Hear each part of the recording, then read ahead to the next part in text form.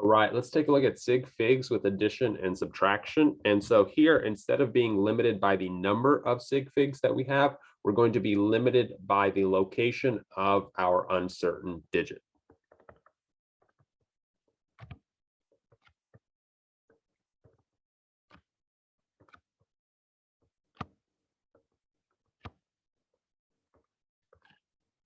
So for example, if we have 5.24 minus 0.834 plus 1.42. If we type that into our calculator, we'll get 108.406. And so here, when we're doing just addition and subtraction, we do not care about the number of sig figs. There's no point to count how many sig figs each thing has because it's totally irrelevant to what we're doing.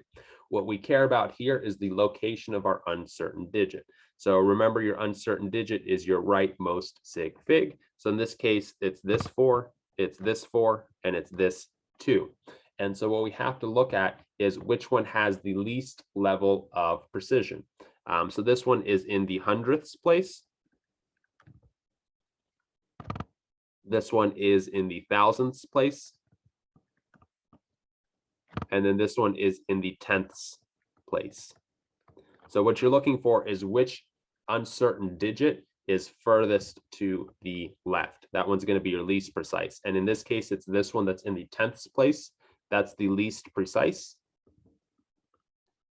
And so our answer needs to go to that place as well. So in this case, our uncertain digit would be this 4. And so we would round that number. The number to the right of it is a 0. So that'll stay as a 4. And your final answer will be 108.4. Again, what we care about is the location of our uncertain digit. It has nothing to do with the number of sig figs.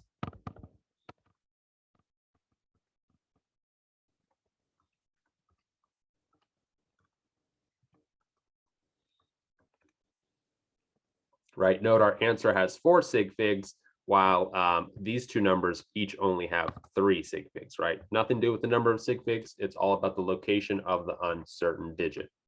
So for example, this leads to some unintuitive answers. So for example, 200 minus 10 is equal to 190.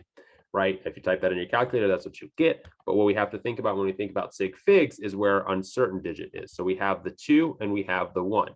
Our uncertain digit furthest to the left is the 2 because that's in the hundreds place. So that's our uncertain digit right there. And so our final answer is actually still just 200, right?